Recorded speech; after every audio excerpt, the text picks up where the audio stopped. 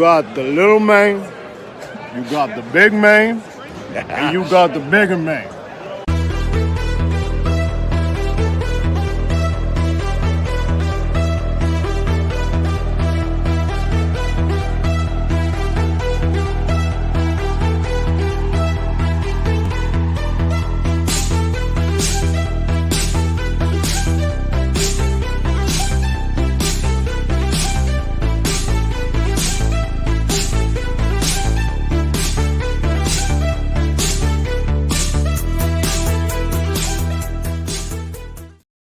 What's going on, everybody? It is I, Kellen Nitro, coming at you live tonight for NITROSTAKE Live as we take a look at Backlash 2024, which happened earlier in the day over in, and I'll try and get the pronunciation right because it has the French inflection, Lyon, France.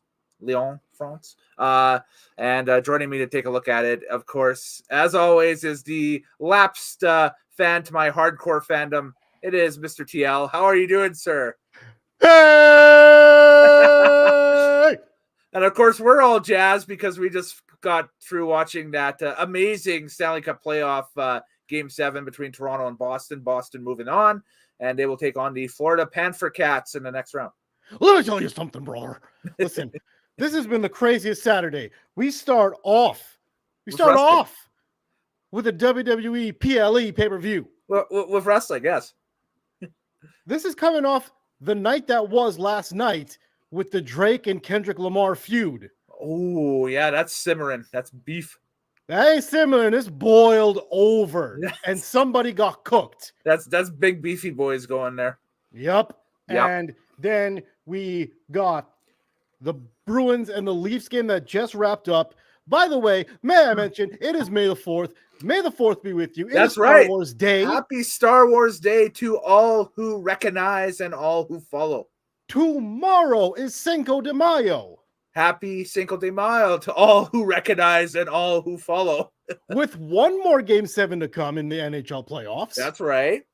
And even going on as of right now is still UFC 301. That's right. That's still going on right now. Tomorrow, you got the F1 race from Miami happening as well. And whoever cares, I mean, hey, it might be a big deal for betting people. Kentucky Derby was today, too. It was today, too. Yes, I don't have the winner on me, but there was a huge WWE-related announcement made at the Kentucky Derby. And we'll get to that later. And we will get to that at the end of the program. So this has been a loaded day. Oh, big time loaded. Yes. Yes. You are welcome to comment as well, just wherever you're watching. If you're even watching on my Twitter account at Kellen Nitro, Twitter X, because X is going to give it to you. You can just respond to this video with a normal tweet, and it should pop up in our little side menu here and that stuff. We've never actually had that. Well, it might have happened a couple times, but I haven't seen it pop up yet. So it's brand new technology for us. So I'm looking forward to trying that out. Everything else, like Facebook, YouTube, and everything, you know where the comments box is. Put your comments in that and hit it up. Hit it up. Give us a smoke. Give us your what you agree with, what you disagree with, whatever you think about the show tonight. So we're going to start breaking it down. There's nothing on the pre-show because the pre-show is just a bunch of people on the panel, and I didn't wake up until just before the show started today. So CM Punk was on the panel, so there we go. Well, I was going to say the pre-show technically was SmackDown yesterday. Oh, last night, yes. I didn't watch SmackDown, but what did you think of SmackDown last night? Apparently, it was really notable and was an awesome watch. It was a perfect teaser to what the French crowd was going to be like. Mm-hmm. And it was like, oh, shit. We in for it now. They hot. Yes. Yep. Yeah.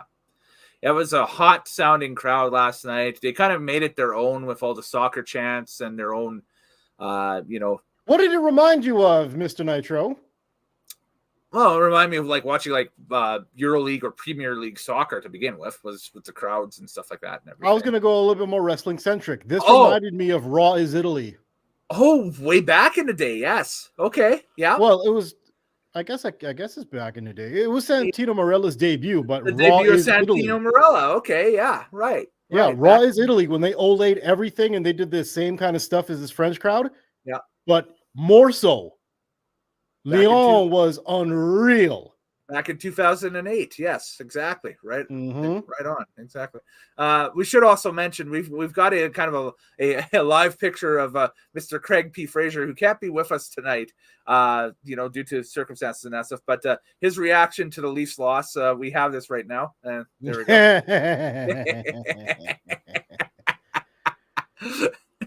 Actually, the reason he's not on is because he is down in the dirt with his team. He is crying right now. He is weeping right now. He is in a flood of his own tears. Or lost in southern Alberta somewhere. We're not sure. We don't know. We don't know. All those things are happening to him right now. Yeah, we don't know. We don't know. We don't know. Mm-hmm. We don't know. Oh, but I know. So you're stuck with us, myself and Mr. TL, with this recap. But we'll get back to the show right now. And Backlash France, Lyon, France, on the 4th of May, 2024, from the LDLC Arena. A smaller arena, sits about 11,000 or so, 11,000 plus, but it sounded like it was 1,100,000. Yeah, that makes sense. Yeah. It was insane. Like I've never seen, just maybe it's just the way the building's built and just the loudness of the fans and everything. It was the loudness of the fans. It was loud coming through the home theater system. I could only imagine what it was like live there. And yeah, there was the photo that Triple H posted on his Twitter yesterday about if anybody had like an Apple device. Apparently, if you were in that arena, your Apple device was going off saying, please be aware, you are in a loud environment. You are doing damage to your ears. It broke the decibel level. It broke the decibel meter on the iPhones. Yes. Yeah. Beautiful. So everybody was getting those alerts and everything. If you watch this event, you will understand why. Yes, exactly. For sure. This is the very first pay-per-view PLE in France that they've ever had. So that's a first. This is the first live WWE spectacular they've had in France since April of '93, so right after WrestleMania 9. And this is the first real headlining tour with title matches and everything they had that was on any sort of international television or whatever. Since 1989, they recorded a bunch of matches for Primetime Wrestling in Paris, France, headlined by the WrestleMania rematch between Hulk Hogan and the Macho Man Randy Savage. So that's how long ago that was. Wow. That was the last time they had a televised, worldwide WWF title match, I guess, if you want to put it that way. Yeah. Wild. I'm trying to do the math in my head. I'm like, what do you mean? So what they recorded for Primetime Wrestling, this was all for Primetime Wrestling in 1989. Okay. And they recorded a bunch of matches on the annual post-WrestleMania European tour that WWE used to do during the old days. They took it away for a few years, and now it's back. So this is kind of the same tour. Like after WrestleMania, they would go to Europe. Okay. Type thing, right? Yeah, but this is still like a pay-per-view. This is Backlash. This is going to happen regardless of Europe or not. This is a pay-per-view, but this is the first worldwide televised title match. The main event tonight was the first ever worldwide televised title match to go out to international TV from France since 1989. Oh, from France. Oh, yes. Okay. That's right. That's what I was trying to get at. I see. Yeah, because it ain't between Raw and SmackDown. There's only ever been like what, 3? Yeah, I think it's 3. England. And the things that they talked about in the show from 1993 was, I think they shot a bunch of Coliseum video exclusive stuff that went out on home video that year. Right. That had Bret Hart headlining and stuff like that and whatever. Mm-hmm. But since that's home video, we don't count that because that's home video. That's different. Right. But in terms of televised things, I mean, it's only ever been France, Italy, England, Germany. Yeah. Yes. Yeah, that's it. Yep. That's it. And this is history today. They will add Scotland to the list later this year with another Clash of the Castle. Yeah. They're going back to Germany as well with the Bash in Berlin in September. That's going to be crazy. Money in the Bank is in Toronto. That doesn't count, but okay. But I know, but it's just So, and then their next pay-per-views that we're going to talk about, or PLEs, I should say, are the Saudi shows in Jeddah, Saudi Arabia, with the King and Queen of the Ring. So those don't count either. Yeah, well, that's its own thing. But they're not going to be doing a PLE in the United States until, gosh, maybe Survivor Series in November. Well, SummerSlam. Oh, SummerSlam. That's right. SummerSlam's in Cleveland. My bad. Cleveland. So, yeah. So it's in Cleveland. Yes. So, but yeah, that's August. That's still months away. 3 months away. Exactly. That's months away. Let's talk about today. We haven't even got to the program yet. Let's get to it. Yes, Backlash, we talked about that. Let's go to our opening contest. Well, first we talk about an opening video that tells us where we actually are, because I know when this was announced, people are like, where is this? And then you just had to do a Google to find out what it was. And we go into our first contest on the night. It is a tag team contest with the buddy system of Kevin Owens and Randy Orton. Yep. The two buddies, the two best friends. Yeah. Taking on the new bloodline of Solo Sikoa and Tama Tonga, making his WWE PLE debut. In-ring debut. In-ring debut as well, yes. Yes, and PLE debut as well. Yes, but this is his first wrestling match. Yeah, so exactly. In-ring. Both. Yep. Yeah. Both in one. 2-1 with this one. The crowd is singing along. And we found out by the end of the night, the crowd is singing along to every Good Guys entrance theme. It is wild. Yes. Kevin Owens walks out, and basically they're cheering him like he's in Montreal. Yeah. Because he's the guy that speaks French for the company. Yeah. Him and Sami Zayn, who I'm kind of surprised was not on the show. Yeah. But they had Kevin Owens, and they went nuts. He had to stop in the middle of the aisleway and just soak it in. I've never seen him do that. Yes. Not even in his hometown. Yep. He had to stop and just look around as everyone had their hands up, consistently cheering. It never stopped. Mm. And then he would just make a movement, like he'd step up on the barricade and just look over the crowd, and they would continue to go ballistic. That's right. Exactly. Then Randy comes out. They lose their minds again. Yeah.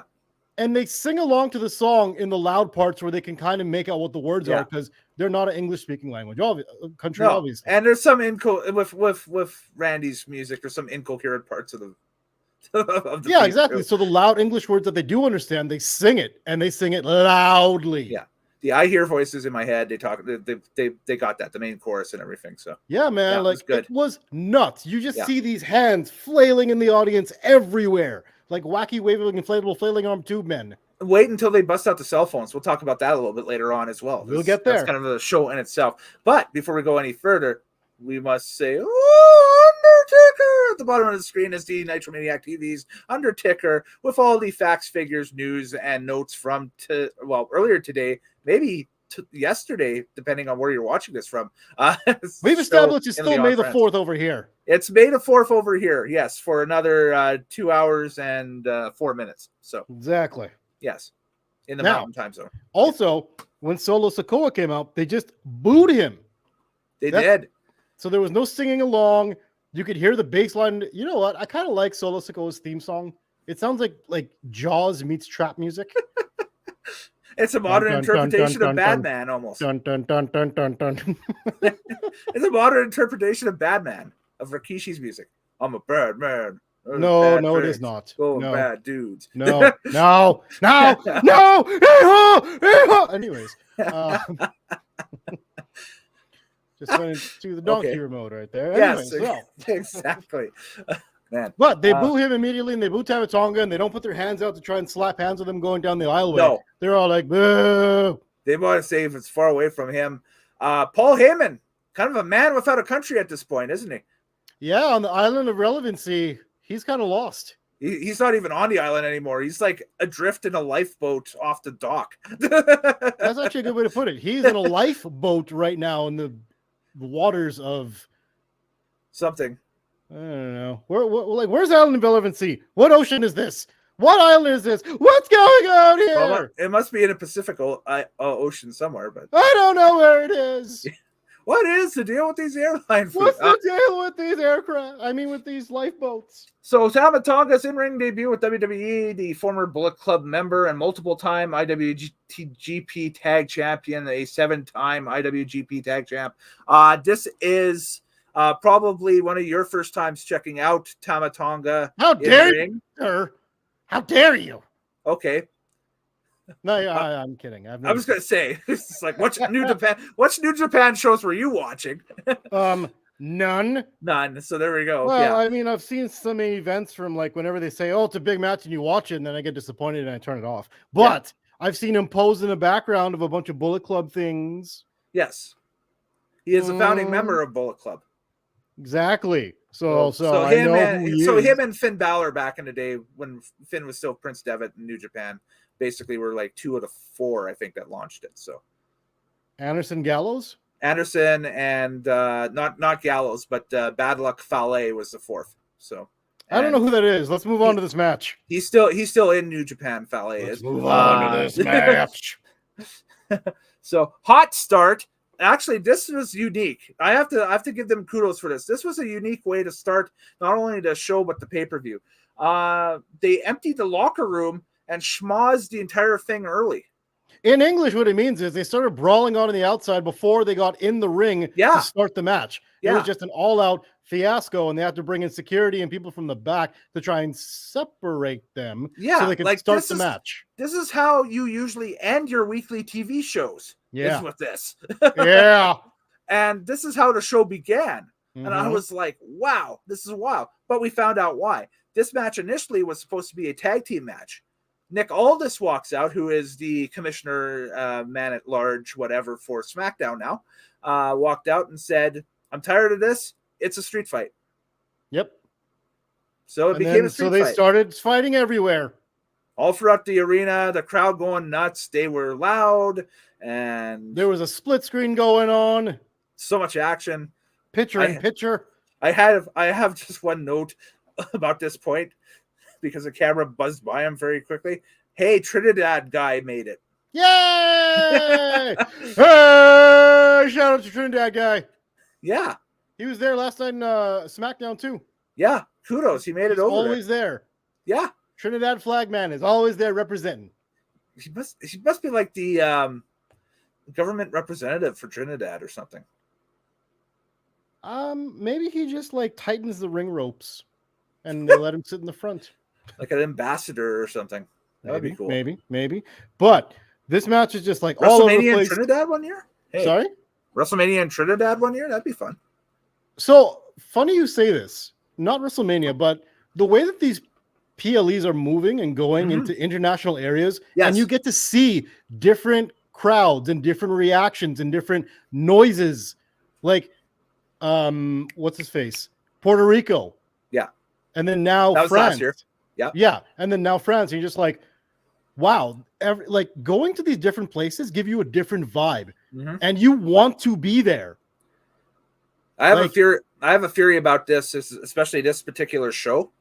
About this, I'll give it right now. It won't take too long. Yeah. I think they're making Backlash from here on out the official international PLE. Sure, why not? That's going to be after WrestleMania. That for every year going on, that we'll have Backlash maybe in, say, Jakarta, India, or we'll have Backlash in, I don't know, name a hot market. Not Jakarta, India. I don't know. I'm just trying to name worldwide places. Maybe we'll have Backlash in Athens, Greece, or we'll have. There you go. There's a. We'll have Backlash. Like the reporter said during the press conference in India one day, or not India, Italy, I should say. There you go. Yeah. Backlash in Spain. In Spain, yeah. Yeah, Madrid and Barcelona. I'm like, how nuts would that be? How about Backlash in Brazil? That'd be insane. Yeah, because I don't know what they're. See, this is what's interesting. I don't know what those crowds look like. Yeah. I don't know how they react to wrestling. Yep, and they are huge traditional WWE markets because WWE always sends TV over there. So I've actually heard, and this is from Sami Zayn, the wildest crowd that he's ever been in front of with WWE and his life was in Chile. Yes. So doing premium live event or a pay-per-view in Chile? Oh man, would be man. nuts. In Santiago? Oh man, that'd be insane. All you'd have to do is just have like maybe put Rey Mysterio in a key match, and it would be nuts. Yeah, Ray, you could run back Ray and Dominic if you wanted to. Oh, you can always run Ray and Dominic. It's gonna get eyes. Yeah, man. Exactly. Right on. That'd be great. That'd be awesome. Oh, do we have mail? We have mail here. There we go. Ken AMTV says, "Lol, the diplomat of Trinidad goes to WWE events for fun." Well, hey, you never know. How does he know? Yeah, exactly. How do you know that? Were you there? Do you know him? Are we related? Quote him? Does he have a dorsal fin? No, just kidding. It's from Ace Ventura, the first Ace Ventura movie. We didn't even get out of this match yet. So unique thing here, they emptied the locker room and schmozzed the thing early. Owens threw some stunners on security, and then Nick Aldis came out and said it's a street fight. Right. We did that. Going on through the match, Owens, a big frog splash through the table a little bit later on. There was a Samoan drop by Sikoa on Orton through the table, which both times the crowd went wild for because they wanted tables and they got him. A pretty good back and forth. Tama and Orton, I thought, had an interesting one-on-one exchange. That's something that they could potentially run back on SmackDown this summer sometime, probably. And I think that would be a safe match and a fun match to watch. Would be Tama Tonga versus Randy Orton, I should say. We had an RKO that netted a 2 count. Oh, the Brainbuster. Just through the chairs. 4 chairs set up to face each other like a bed. Owens hits a Brainbuster on Tama Tonga to take him out towards the end of the match. And I could just, my inner Gabe Sapolsky hit in my mind. I was like, Brainbuster dangerous! When I saw God. I was like, my God. Hey, one more thing we have to tell people. If you go back, if you haven't watched this and you go back and watch this, the crowd does something very interesting. Yes. If you get a 2 count, it follows with a chant. Yes. You know that? Yeah. So instead of going, they count in French. So it's they count in French. And then say un, deux, trois for the count. So they go 1, 2, supplemento. So they're saying 1, 2, just 2. Just 2. Okay. Yeah. Oh, okay. So that's what I thought. Or they're saying only 2 or simply 2. Yeah. Now, wasn't that 1, 2, only 2? Wasn't that in reference to the commentator who was calling the show on the French side? Because apparently he's really popular in France. That's his thing. That's his catchphrase. That's he goes 1, 2, only 2, but in French. Gotcha. In French. Yeah. And then after they do that, they'll start going supplemento, supplemento. Gotcha. So that's what they're doing every single time there was a 2 count. Awesome. And that's great. That's crazy shit. It's neat to see these little subcultures of WWE. Exactly. And be exposed to them, which is kind of cool. It's kind of the neat thing that we see going on. And the cool thing is they will like interrupt their own chant if something else happens. It's crazy. Like if they're doing their supplement 2 and they're doing the little 2 count chant afterwards, but someone hits a move, they'll still go, hey! Yeah. That's crazy. Yeah. I loved it. Yeah, it was a good crowd. It was a very good crowd. Finish because we're still in this first match. Yeah, we are. We have a big reveal here too. Off of the Brainbuster, it's only a 2 count as Tonga Loa shows up and interrupts the count. So yes, the Guerrillas of Destiny, the former IWGP Tag Team Champions, both are now in WWE, and they are both bloodline aligned. And they are brothers. They are both the sons of Haku. Sons of Haku, yes. The sons of Haku are now in the bloodline, and they are now in WWE, and they is active. So we could eventually down the line see, maybe, who knows, the Usos, the sons of Rikishi, against the sons of Haku. The sons of Haku in a bloodline and bloodline matchup. Or they all reform into a giant-ass bloodline and take over the industry. Which could happen, too. I'm so excited. There's so many things. We still don't know where Roman stands with Solo as this new quote-unquote leader, or is it is it an interim leader while Roman's away, or what's going on there with that? So yeah, we don't even know what's going to happen with Jimmy because he got taken out by his own brother Solo Sikoa. We haven't seen Jimmy since the week after Mania. Exactly. Basically, yeah. Yeah. So they've taken him off TV for a bit now at this point. Yeah, it just gets when you think the Bloodline stuff is over, they make it more interesting. Mm-hmm. What did you think in total of the opener? Incredible. Yeah. Incredible opener. Yeah. Now, usually I wouldn't put up with this kind of shit of like just having a brawl match, but because the crowd was so hot, it made it. Yes. And that's going to be a theme of the night. This crowd made this below average card something spectacular. Yes, exactly. For sure. Yeah, let's go. How did this one end? This one ends with the Samoan Spike from Solo Sikoa on Owens, I believe, for a 1-2 free count. Oh, yeah, that's right. So, yeah, they win. It's after all the Tangaloa reveal and everything like that. So Right. Yeah. So there you go. I'm just pulling something for later off of the server. There we go. We've got it now. All right. Next. Yes, this show moves along. There's only 5 matches on the show, which is also, again, another refreshing thing of this new era of WWE is these PLEs are averaging about 4 or 5 matches. Yeah. We got to keep it moving. So gotta go. We got to get it going. Keep going. Gotta go. I'll get it moving in a second if everything loads. Yes, exactly. There we go. Gotta load. Gotta go. Women's WWE Women's Championship match up next. The newly christened, well, it's been a month. I guess she's still brand new. WWE Women's Champion Bayley in a triple threat against Naomi and Tiffany Stratton. So another fresh match. Yeah. In fact, I think the majority of the matches of this card, if not all of them, are all brand new to PLE and pay-per-view matches. I didn't think of that, but yes, you were right. They're all very, brand new stuff. Like there might have been maybe a while ago, we might have seen Priest and Uso on Raw at one time, but this is last year. Yeah. But other than that, like everything else is fairly fresh. So yes. The Bell, I noticed, was having a tough night so far in the first couple of matches. It wasn't mic'd properly or anything. So when they went ding, ding, ding, it was like ding, ding, ding. Oh, the ring bell. The ring bell, okay. Well, hey, let's get the first thing right. Tiffany Stratton got booed.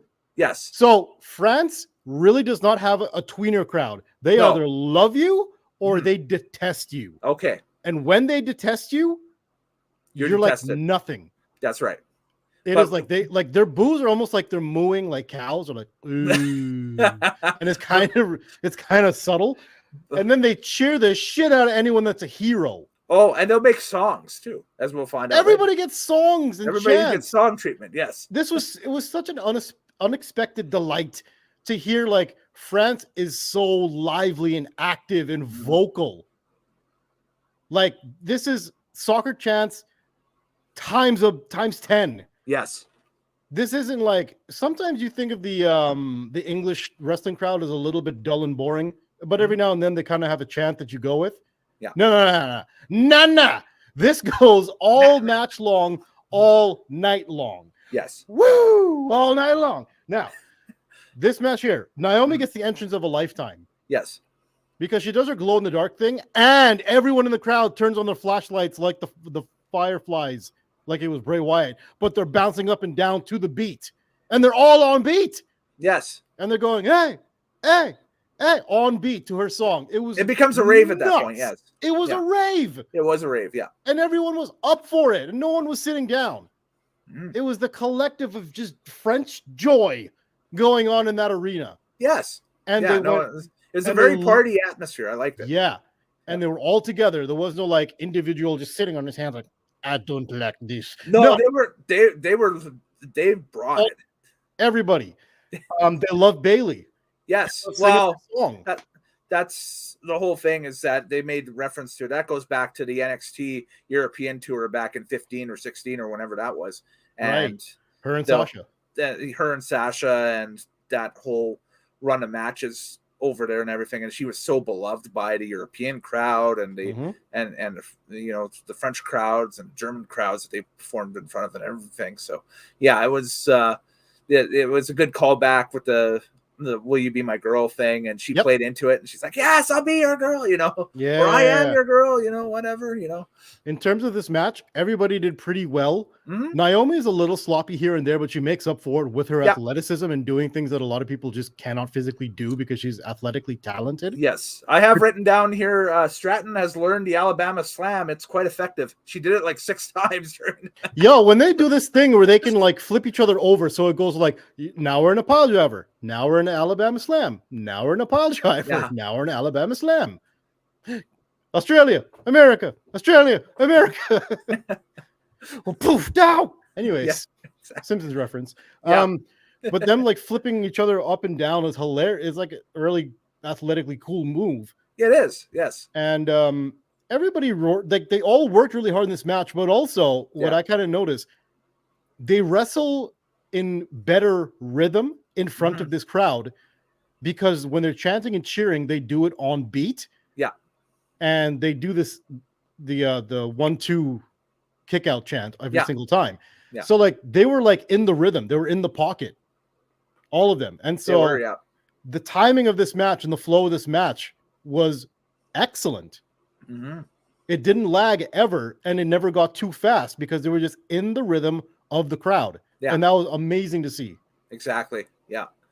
No, I hear you for sure. That's definitely it. Her version of Christopher Daniels' best moonsault ever. She calls it the prettiest moonsault ever. Attempt on both Bailey and Naomi nets nothing, but I have also written down potentially a rolled ankle as Stratton quite gingerly took a bump to the outside. Yeah, she landed kind of awkwardly on her ankle after that, and it wasn't necessarily a full bore run or, you know, dive out to the ring to take the bump. It was kind of more like a kind of prancing, almost selling the ankle a little bit type thing, and then over. But we'll see what happens going forward.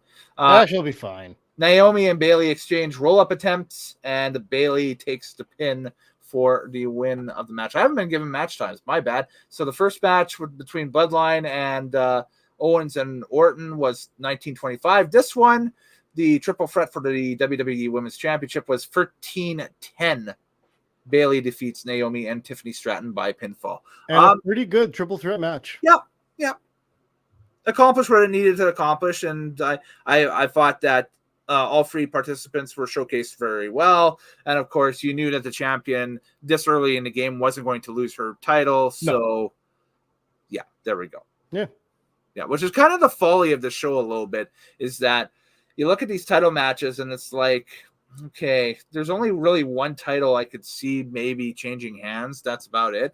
Everything else is still fresh and still new with hot champions that they're like, you know, but you still watch it anyway because it's Saturday morning. It's wrestling. So, and this, you know what? I'll save this remark for the very end, but I'll remember. Yeah. But this is where you would bookmark this.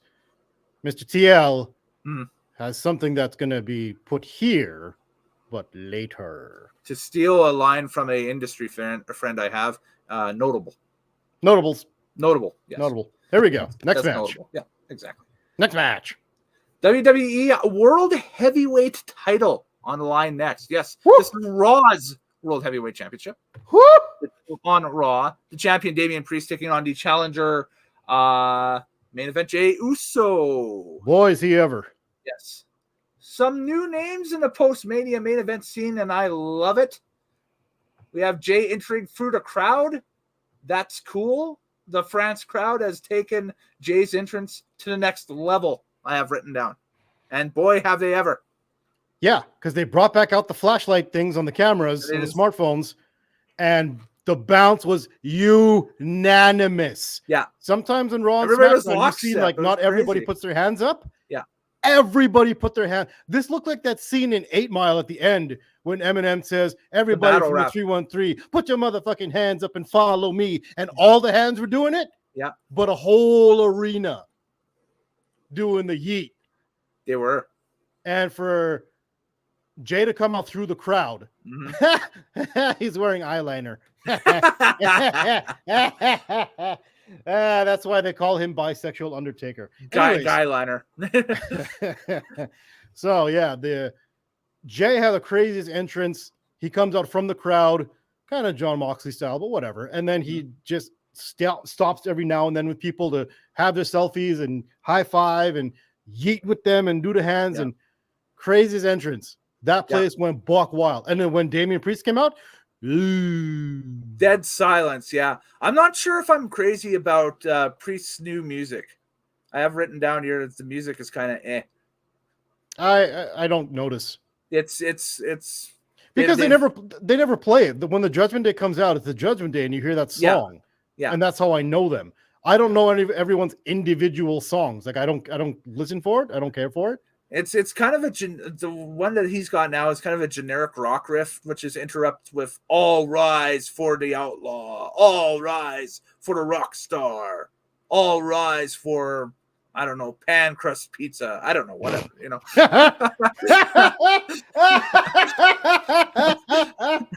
That's literally what it is. Did you just make a DiGiorno joke? This is what you get. This is late night Nitro, everybody. Yo, that was late night Nitro on hilarious. Saturday. All rise for Pancras Pizza was one of the funniest things you've ever said. It's not delivery, it's DiGiorno. It's DiGiorno, baby. DiGiorno. All right. All right. So they get in the ring. And oh yeah, that was the other thing. Whenever Samantha, what's her face, does the ring announcing? Samantha Irvin, yes. Yeah, that little hottie. Whenever she does the ring announcing, the crowd says the words along with her. Yes. Yeah. Unanimously. Yeah, I noticed that. That was wild. That's crazy. Yeah, they were into it. Like these people not only did their homework, they were excited to be there. That was their Olympic Games. It wasn't homework. This is like their life. Like how people here, like, I don't know, sometimes they go and play D&D. Yeah. Mr. Craig. Sometimes they go on the set. That's LARP. He's LARPing. They set their time aside to LARP. I want to go LARPing. And they get really into it and they wear hats. Okay. I think they wear hats. Yeah. This is what people in France do, apparently. They just watch wrestling and they listen to every word. And just like how Kevin Owens once said, he learned English because he would watch wrestling and didn't realize he was learning English by watching wrestling. Yeah. A lot of these people are starting to like learn English words probably because of wrestling. The French "This is awesome" chant was kind of cool because it was "This is awesome." This is hilarious. This is awesome. This is awesome. Like, that is cute and amazing at the same time. Kudos to them. That's a crowd that's having a fun time. That's a fun live environment. I would buy a ticket to go hang out with these people. Yes, you know. And at the same time, I kind of just want them to live in their own bubble of awesomeness. That's true. Yeah, I don't want to see it from the outside in. It's their own. It's their own kind of thing because they've been secluded, like you said, for so long without anything really to write home about. Like, sure, they've had house shows and stuff like that, whatever, but we don't see that, right? We don't have that window out into the world, right? So, plus, I'm going to add a little something in here that puts you on game, as the kids say. Stop that. If you can't see what he just did a little Kobe swoosh, but your shot looks really not. You got a line. Airball. That was an airball, all right. Airball for Airbud. The French youth, yes, love American culture. Yes, that's what I've heard. To the point where we know France as like a food haven. Like they love their restaurants and their food and they take time to eat and all this stuff.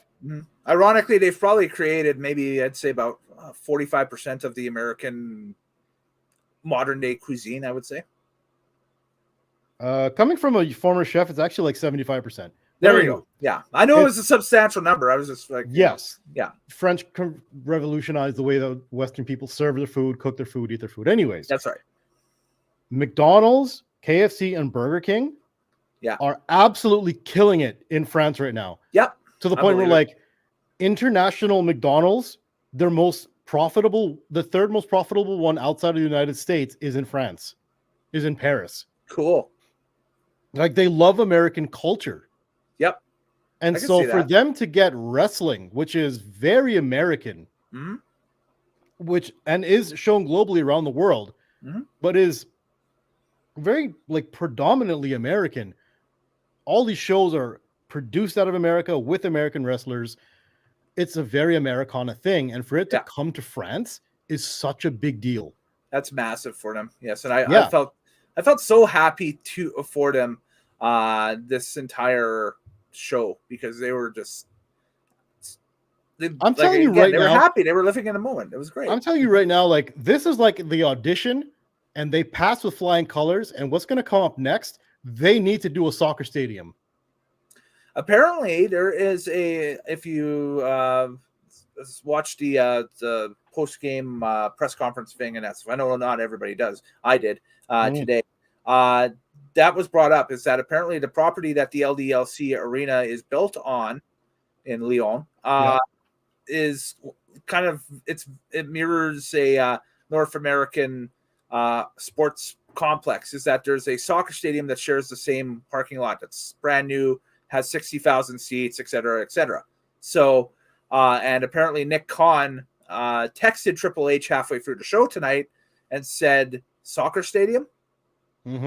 So wouldn't be surprised if they brought this or maybe another show back to Lyon or back to France itself and ran a soccer stadium maybe as early as next year when they get the schedules out. I just realized something.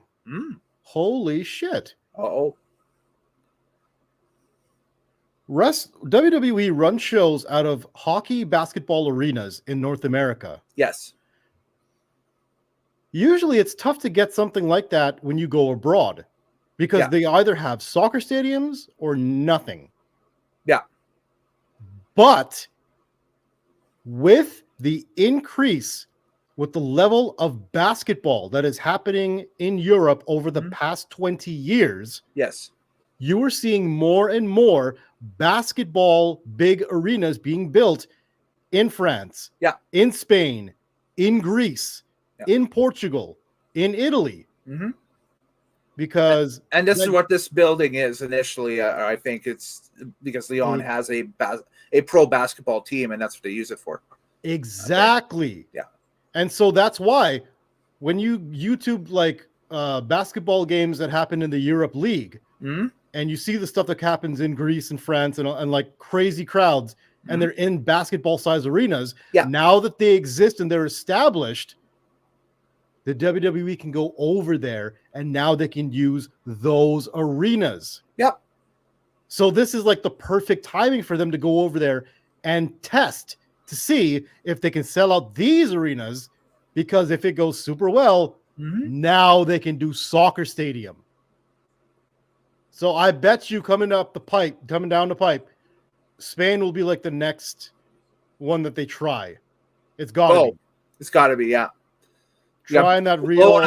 You have, name a major center in Spain as well, other than Barcelona. Well, I mean, so many of them. Barcelona. Right? Yeah. Madrid. Yeah, Madrid. You've already got two major cities right there. Sevilla. Yeah. I don't know if that's a soccer team or a city. I'm not going to lie. But I was going to say Catalonia, but I'm not sure if that's an F1 track or a city. I'm not sure. Yeah, right. That's where the Spanish we Grand know Prix is every year. We know Ibiza is a beautiful party city. I don't know them for their sports, but either way, Spain's got crazy cool places to go. Can you imagine a SummerSlam in Ibiza? That would be nuts. Yo, sign me up. Shit. SummerSlam in Ibiza. Hell fucking yeah. And they're Series in Monaco. Bring it on, baby. And they're having a WrestleMania on 420 next year. Anyways. Jeez. Did we get out of this match? Well, yeah. No, I don't think so. What did you think of this one between Priest and main event Jey Uso? Just to close it off. There was a lot of fucking and interference by the Judgment Day. Priest telling him, "What are you doing? Yeah, I could do this by myself." But he still needs your help to win the match. Yeah, so that's hilarious. So he's happy to take that. It was a bit too obvious that Jey was not going to win the title in France. No, of course not. he's just kind of like the sacrificial lamb they throw out there? I have this written down as this is definitely a Big Four main event, maybe 3 or 4 years from now. Yeah. So this is like this is game 1, but Yeah. we got game 7 down years from now. This would be like Orton and Cena meeting in 2005 sometime. You know, the first time they ever met in a match was the Eddie Guerrero tribute? That's right. That was, 2005. Yeah. They had never locked up like in front of the WWE audience in their highest of characters until that match. Yep.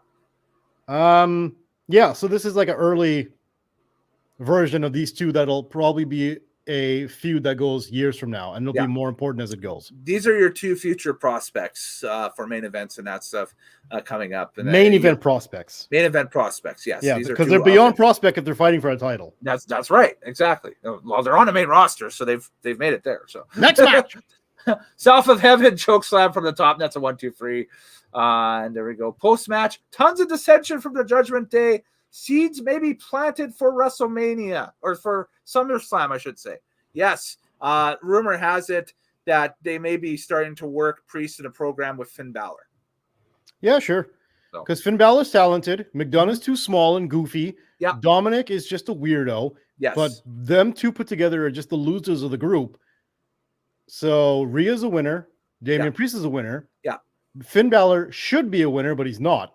And then you've got 2 losers in that group. So they have to do something to, rectify that. Yeah, and you have to have some sort of creative program for Rhea when she gets back. And having dissension or maybe a split Judgment Day is definitely, something that they can throw her in naturally, and we can see what happens from there. So that would be good. Yeah. We had another QR barcode pop up during the European Tour video thing. Speculation on that online is that's a Uncle Howdy. Yes, it's Uncle Howdy. It's Bo Dallas. We know. Yes. So whether it's a kind of a reformation of the Wyatt family with now Uncle Howdy as the figurehead, we'll wait and see on that. And Eric Rowan re-signed with the company. He did, yes. I saw so that. They're definitely doing something with that. And Alexa Bliss is due back basically anytime. So she is down at the PC working out right now as we speak. Maybe she could finally learn how to do a flat back bump. Maybe they just bring her back just as a manager at ringside or as a valet too. I wouldn't mind that. She used to be hot. Philip Chartreux. I probably screwed up his pronunciation. I'm sorry, Philip.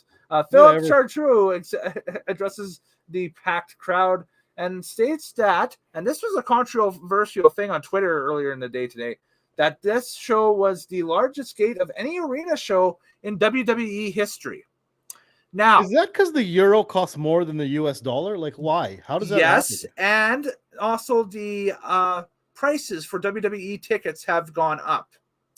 For example, remember the last time you and I went to a WWE live event in 2022? It was Raw here in Edmonton. Yeah. Right?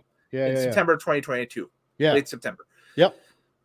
Remember they had those tickets that were $20 and then you had your service charges on it and that stuff. But the base price was $20 and you got lower bowl in the arena. First 6 or 7 rows of that bowl, and were decent seats. Yeah, you were in the lower bowl, but not on the floor. Yeah, those seats now are $125 for SmackDown coming up this time. God damn! I know that's over 100% markup. That's insane. The $20 prices still exist. However, you are going to be up in the nosebleeds big time if you pay the $20 to get in to watch SmackDown here in early September, whenever we have it, September 6th, whenever that is. Right. Yeah. So that's ergo back to this point. The tickets are more expensive. And yes, the euro is compared to the American dollar and this and that, and the next thing, you name it. But it's just that WWE is just charging a fuck ton more for their tickets than they were even 2 years ago. You know what? That would make sense because, I mean, if you had $20 tickets in France, this is their first event in, I don't know, ever. Mm-hmm. that's a pay-per-view. Yeah, you can't do that. This is a high demand with limited seating. Yeah. So yeah, you had to up the price on this one. You can get tickets for the Clash at the Castle stadium show in Glasgow coming up in August. Floor seats, but they will run you over £1,000 per floor seat. So yeah, and so that's that's a soccer stadium, correct? It is, yeah. Right. This one was just an arena where they had, I think max capacity was 11,600 or 12,000. Yeah. Sold out, but yes. Yeah, completely sold out with people wanting to get in. Yes. Yeah. So, yeah, I can understand why it worked out the way it did, that this was the highest gate ever for a basketball arena. Yeah. So, for an indoor arena. Yeah. Yeah. So good for them. Good on them. For an indoor arena. So there we go. WWE Women's Tag Team Championship was on the line next. We had the Kabuki Warriors, who were the champions, coming in with Damage Control, taking on Jade Cargill and Bianca Belair. Noted up to this point that we haven't at that point had a title change hands so far in the show. So this is only Jade Cargill's third match on TV for WWE. Hasn't had a one-on-one match yet. Well, and because of what happened in this match, we may not see her do a singles match for a while. Yes. Still some work there. Still some work to be done. Still some work to be done. This is only Cargill's third match on TV for WWE, and she hasn't had a one-on-one match yet. Further to your point. Yeah. Yeah. Cargill and Belair dominate early. The Kabuki's counter, of course, with Asuka's kind of chain drive, Great Muta-esque offense that she, well, everybody knows what that is. So there we go. Cargill's hot tag offense, though, is fun to watch. I have written down. I have no idea where I was going with that note. I have that just written down in my notes. I figured that was important at the time, so I wrote it down. Jade Cargill looks like a star, and she's presented like a star. Bianca Belair is presented like a star, and she is a mega star, and the crowd absolutely loves them. Yes. They love to see them. They love the outfits. They love the chemistry. Yeah. The look, like, you can, like, I understand what you're saying. Like, she needs some work. Like, the steak needs a little work, but the sizzle is loud. It's cooking. It's cooking. Yeah, the sizzle is, yeah, it's there. Yeah, it's there. So definitely, yeah, they got something there, and they understood that. So that's why this match finished the way it did. And you have to have some sort of common prize to kind of get this potential one-on-one feud between Bianca and Jade cooking. Absolutely. Women's tag titles are that right now. Heck, have them have a long run with the titles, and maybe they lose them at SummerSlam. Hey, they could lose them like maybe into a year.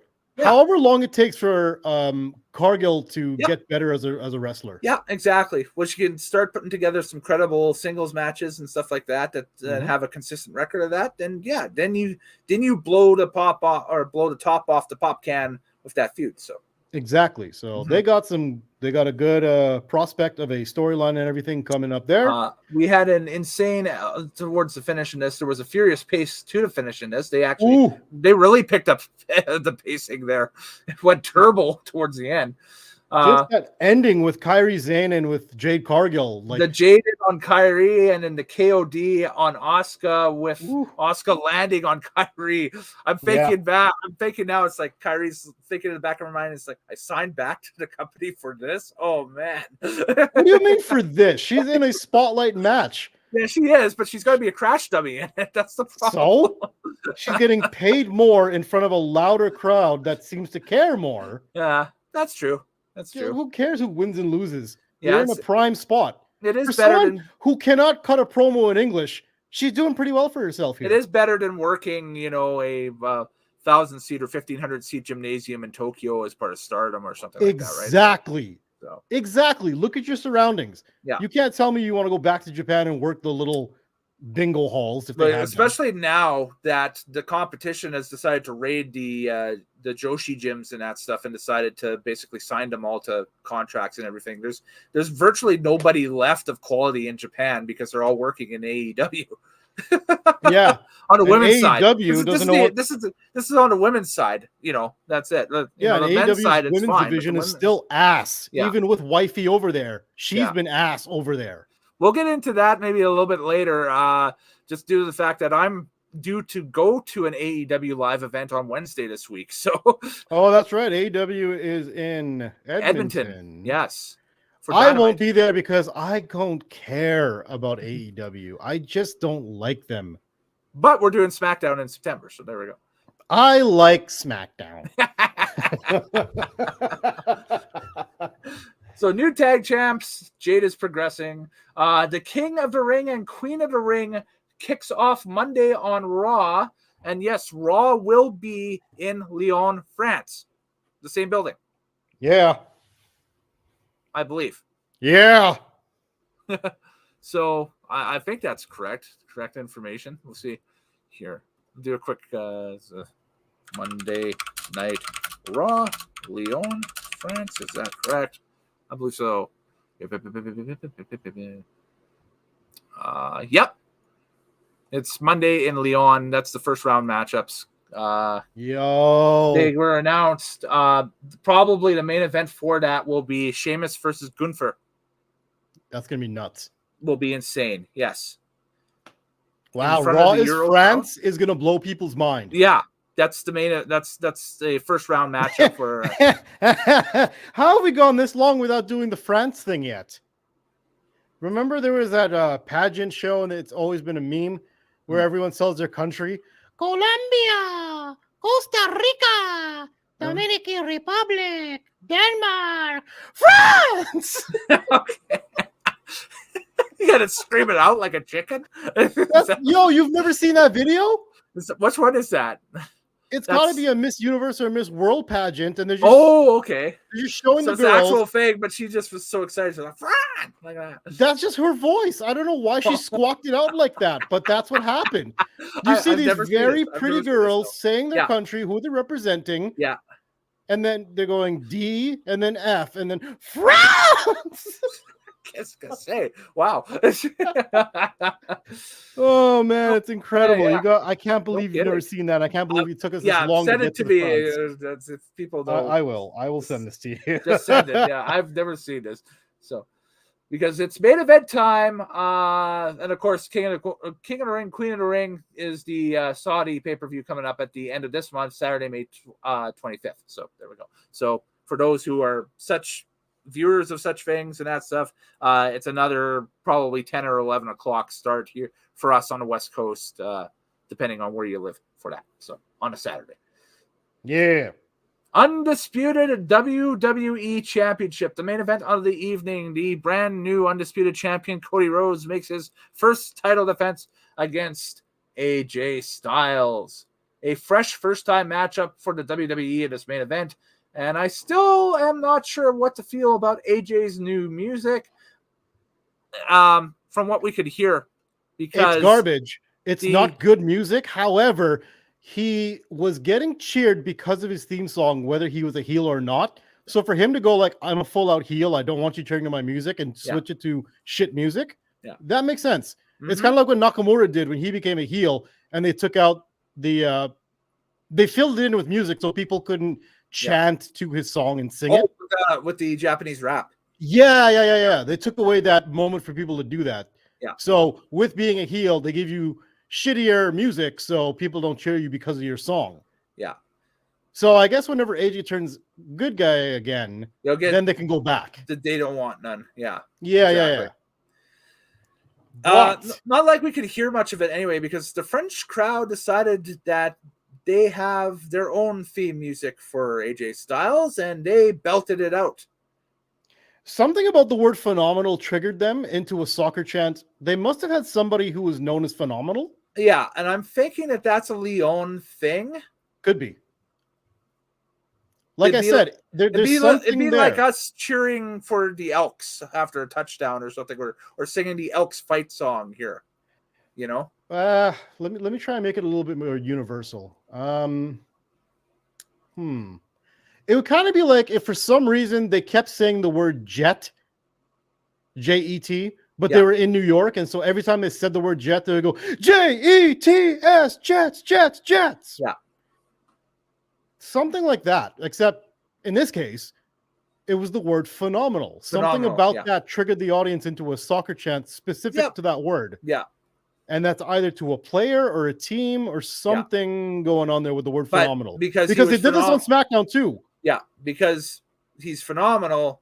He all of a sudden became like, he's a heel, but we're going to cheer him. I don't know if they're cheering him. They were just giving him that song. They're cheering him his name. Yeah. Yeah. So again, it was something. There's something in that word that triggers that reaction. Yes. That's going to be fun to dive into because I don't know what that is. Yeah, exactly. That's a neat little subculture thing that we picked up today. But man, was this crowd hot for this thing? Because I mean, they sang Cody Rhodes music too. So they sang Cody Rhodes music, one of the loudest whoas you will ever hear. Again, they keep getting louder and louder, man. Yeah. They were like stomping their feet and rumbling like a Japanese crowd when they get excited finally. Yes. Yeah. And the camera was shaking. The camera was shaking. The camera was shaking. The camera never shakes. I don't know how I got into my AC/DC voice just there, but I was going to say, yeah. Brian Johnson has joined us on the pod. There you go. AJ is yoked. Like, damn, man. Yeah, dude came back and he is yoked. Been on the sauce, but still. I don't think he's partaking in any wellness programs. So put it that way. No.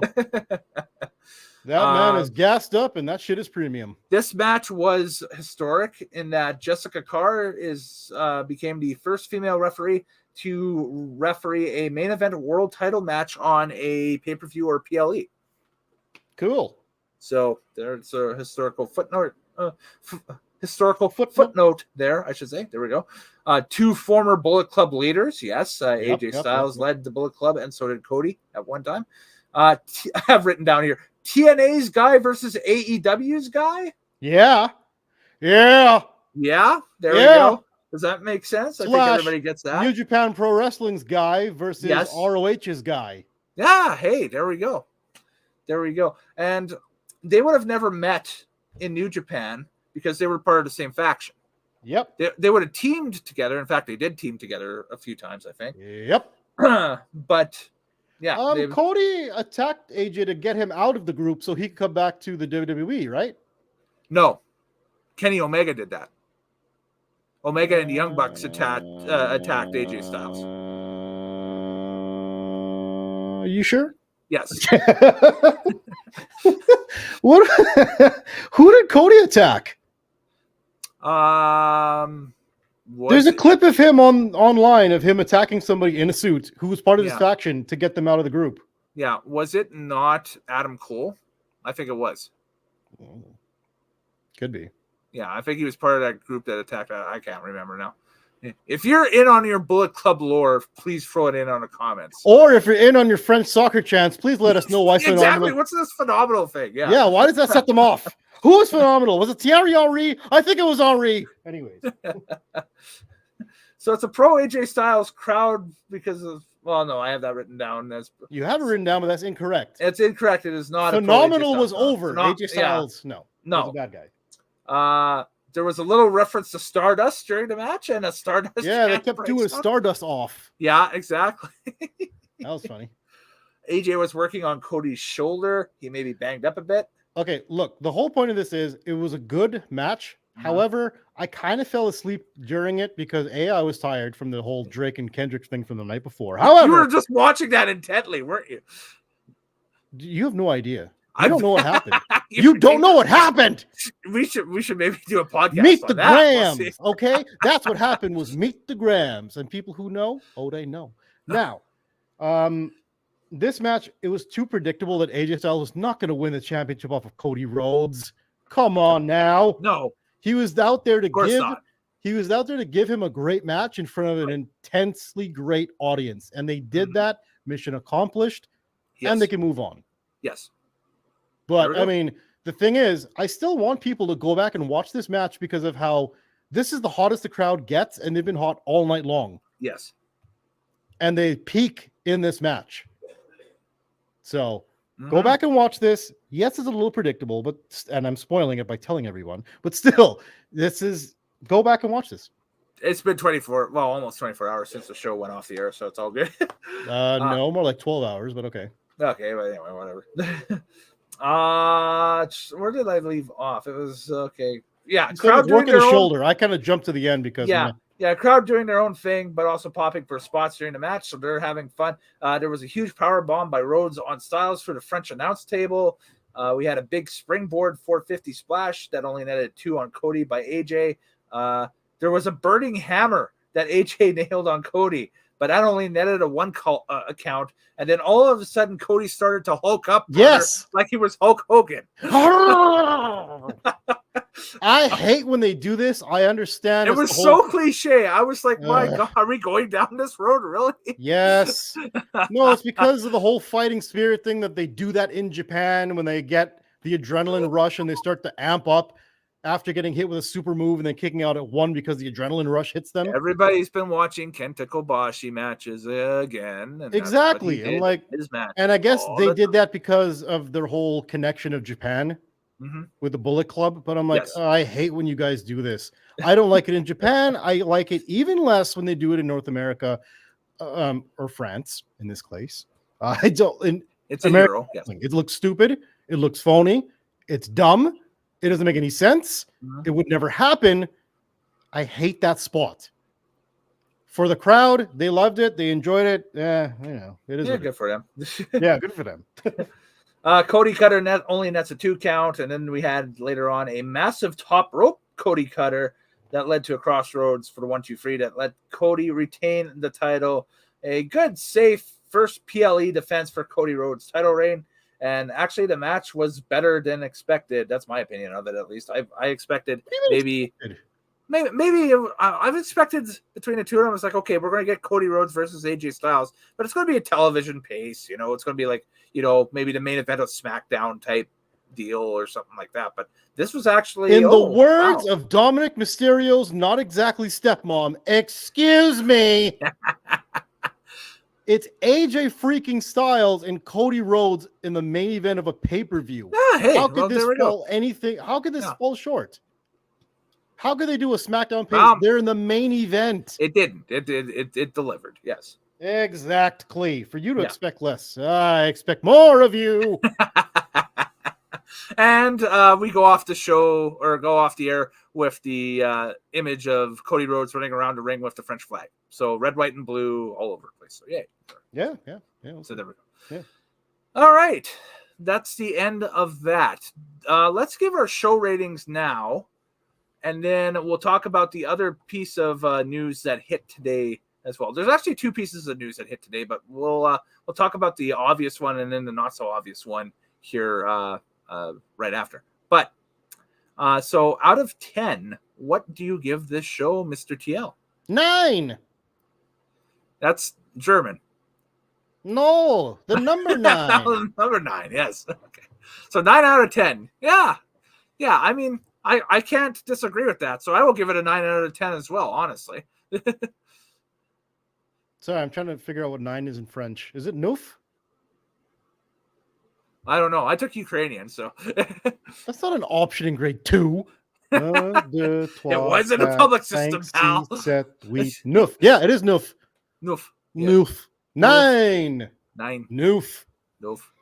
Yeah, because I want people to go back and watch this and see how a different crowd gets buck wild. The crowd makes the show. Yes. Yeah, the crowd makes the show, and that's why I'm recommending this to everybody for a 9. I think we talked about this in a private message yesterday or something like that. It would be like the card going into this little meh, but if the crowd makes the show, it could be an all-timer, and it turned out to be. So there we go. So that's right. We did text that, and that was the formula, which is bad card plus hot crowd equals better event. Yeah.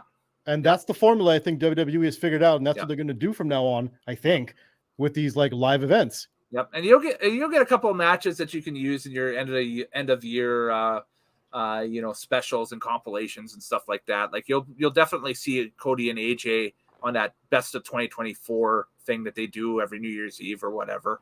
probably off of this. One more thing. You know what I liked about the crowd? Mhm. You know how England likes to hijack the show a little bit? Yes. And they'll just cheer people who aren't supposed to be cheered and stuff like that? Yeah.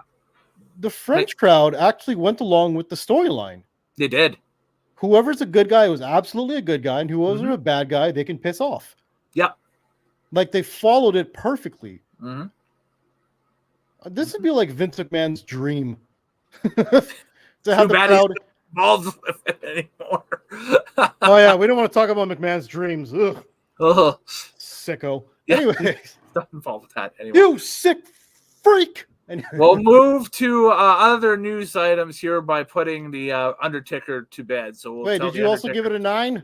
I gave it a 9 as well. Yes. Good. See, 9 right there. Woo. It's on the screen again for everybody. And I said it again if you're listening on the podcast portion. So there we go. So the Undertaker will now rest in peace. And we'll talk about the other news that dropped today from WWE. For a while now, actually after WrestleMania 40, we were amazed, and we forgot to talk about this during the post-Mania show recaps that we were doing, that they didn't announce where the next Mania was during Mania. That's a first. They haven't done that in a long, long time. Almost dating back to the Attitude Era, that they usually have the site for the next WrestleMania so that they can run it in a dead spot during the show and say, oh, tickets will be on sale on X and Y date. Go buy them now for next year's Mania in, wherever. So, yeah, exactly. But they didn't do that this year. Well, Miami, California, Miami, California, Miami, California. Well, exactly. Well, between this one, it was Minneapolis, Las Vegas, and London, England, for whatever reason. I think it was just Minneapolis and Las Vegas. London was next time. The smart money with all the insiders were saying that was going to be 1 month, it was going to be in Minnie, the next month was going to be in Vegas, so on and so forth.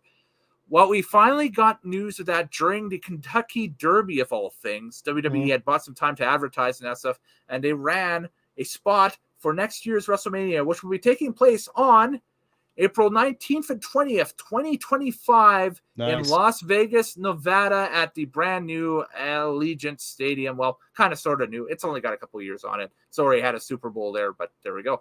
But this will be the latest WrestleMania ever held by the time this comes to pass in 2025. April 19th and 20th. That is stupid late in the month of April for a WrestleMania. Yes, but it is very, very smart because when you keep running outdoor arenas, you want the weather to be slightly better. Yes. Also, you're still not going to be competing with the NBA or the NHL playoffs at that time of the year. You're right before it. The thing that killed Mania this year a little bit was like Final Four, NCAA. Exactly. That's what it was, because apparently like the Final Four weekend was the same weekend as WrestleMania.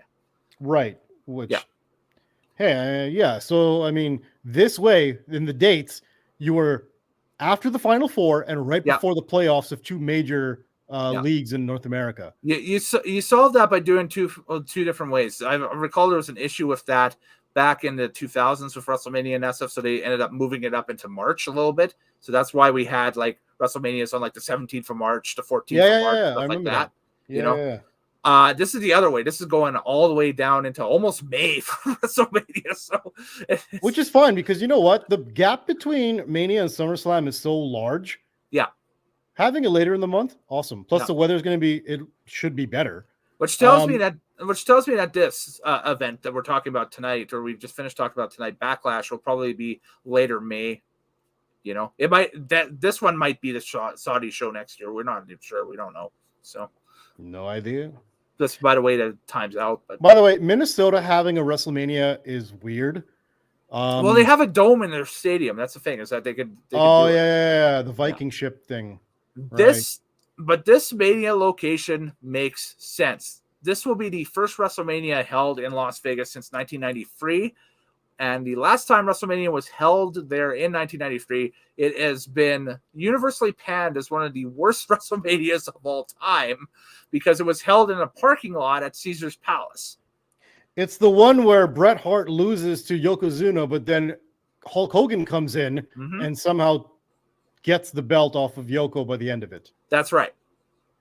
It's the outdoor mania. The outdoor Roman mania, where everybody dressed up in Roman togas and stuff. That's right. That's right. We had Macho Man on a sedan with Vestal Virgins and Bobby Heenan on a camel. And, that's right. That's right. So I had some funny little funny things. It did. That's a terrible mania. It also had Doink getting a push. It also had the Undertaker's worst WrestleMania match. Yeah. Against Giant Gonzalez. Yeah, the chloroform. Yeah, that was not good. Let's take El Gigante from WCW, put him in a suit that basically has an ass crack on it. The big bitch can't wrestle, okay? What do you want him to do?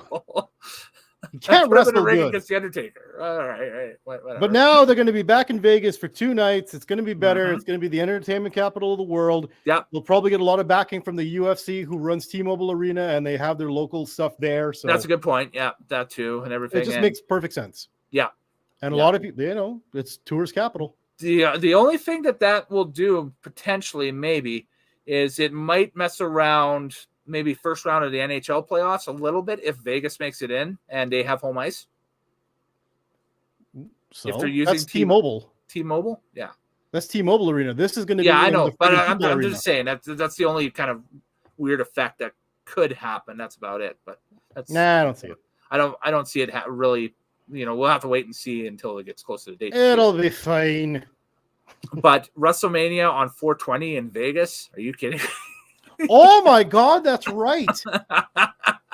I'm not a smoker of that, so I didn't realize that. And it's in a state where it's not only legalized, there's dispensaries around the corner like convenience stores. Kind of like our city. Kind of like what we are, yes. Yeah, that's interesting.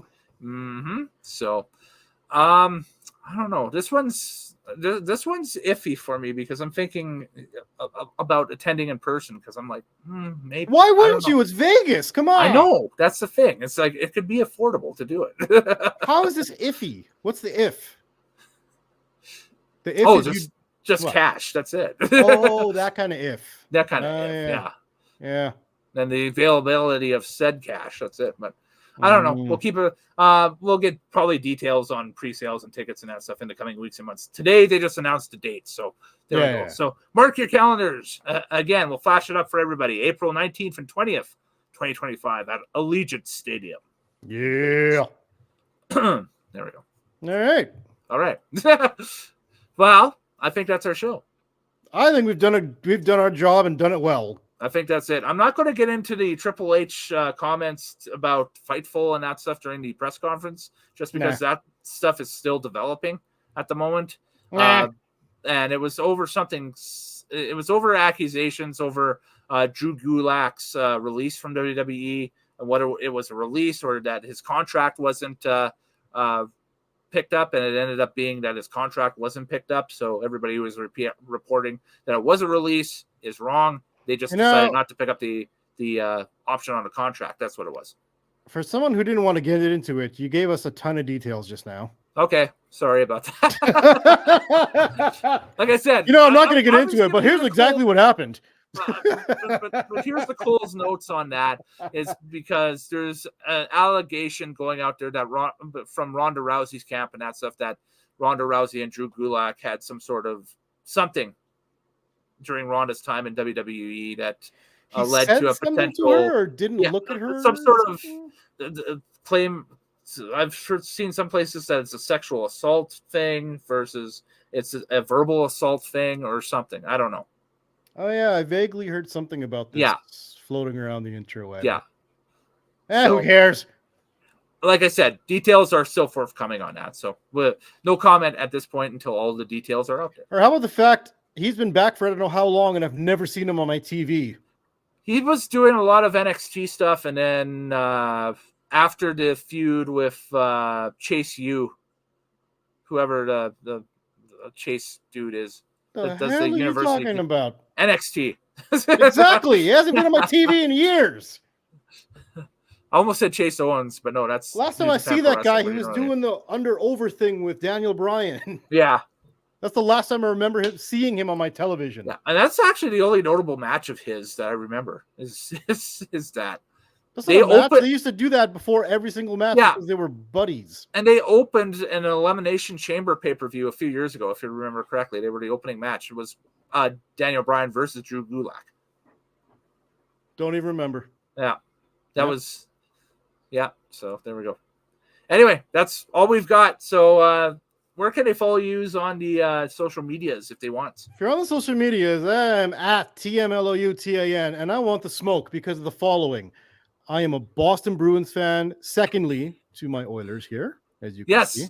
Go Oilers. They're my other this team. This podcast is very Oiler heavy. It is very Oiler heavy, but I am also a Boston Bruins guy. Fear the bear. So, Fear the bear. Fear the bear. They just won that game 7 against the Toronto Maple Leafs, so I want the smoke there.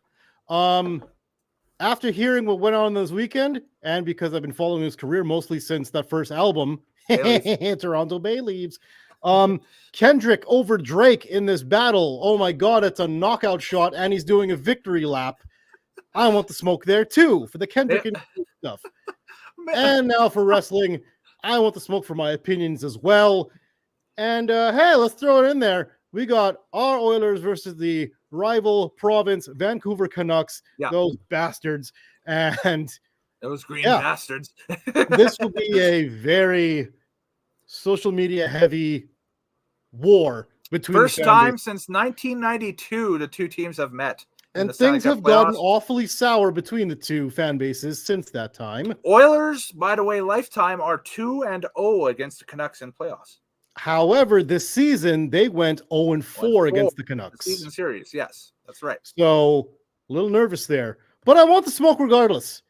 So there are many things. I am just flooded in smoke. I am that dog in the thing that says this is fine with a coffee cup and a hat on. Yeah. But I want that smoke. TMLoutan. Oilers in 6. Ooh. That's my prediction. All right. Prediction, sir. Oilers in 6. Yes, you can follow me on everywhere, basically, at Kellen Nitro is across the board. Or, you know, I got a link tree now, so linktree.com, or sorry, however that link tree is, that's how they do it. So linktr.ee/Kellen Nitro, and that's the whole tree for everything. That hooks you up with drag files. We're going to start with some fresh content with that because stuff's starting to open up as of next weekend again around the province and that stuff. Warm weather, racing starting to go again, so it's great. We're going to get going with a bunch of hype videos and stuff for some big races coming up in the near future. And with this channel, we're going to get back into getting some more uploads on content and some more pod streams like this. We'll get Craig back involved, CraigPFraser. By the way, if you have any issues with anything we said, tag him in a tweet because it's just funny. Yeah, in fact, tag him in for not being here. If you want to rip on him for liking the Leafs too, go ahead. I got a lot of smoke coming my way. There's a little bit of that can waft over there too, you know. Yeah. So yeah, you send it that way. He's a big boy. He can handle it. He's a massive human. It's legit scary if you've never met the man. He is the bigger man for a reason. Yeah. And we hope to have him welcome back in us because like I said, not sure if we're going to do a recap for King of the Ring, Queen of the Ring over the end of May here or something like that. I might replace that with another retro review of a show. Yeah, let's do that. Whose turn is it anyways? I believe it's Craig's turn. Oh, Lord. To pick. So we might do that.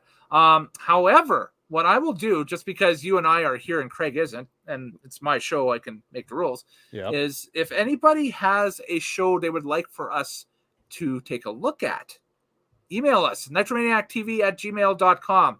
The only rule that I have about that is basically the rule that we all abide by for picking shows and that stuff is we like to pick stuff from before WWF turned to WWE. So 2002 and earlier. So we haven't got the F out on that yet. So they're very good. Very good. WCW is more than welcome. We've never done an ECW show, so that's more than welcome as well. I never thought of that. So there we go. And if you got one of those, email it in and everything. And if it's a obscure show or something like that, send us a link to the streaming service, just because I'm not going to go and try to spend 8 hours on YouTube trying to hunt down something that's in like 36 different parts or whatever. So WCW in North Korea. Collision in Korea. Yeah. I don't think there is a full version of that show that exists. I think there's a 2-hour compilation that they put out for the pay-per-view, and that's it. Oh, it exists, but it's with the hands of the North Korean government. Oh, that too, yeah. I'm not going to go over and talk to. Well, it's not Kim Jong-un anymore. Or is it? It's his daughter that runs everything now, isn't it? No, Kim Jong-un, Kim Jong-il. Il. Un? I thought it was Un because Il. Oh, it doesn't matter what your name is. So we'll get that figured out by next show, and well, let's do it. But for myself, for Mr. TL, we'll bid you adieu. Have a great night or wherever you are. Happy wrestling watching. Enjoy the rest of the weekend, and we'll see you next time here on Nitromaniac TV's Wrestling Unlimited. Do take care. You got the little man, you got the big man, and you got the bigger man.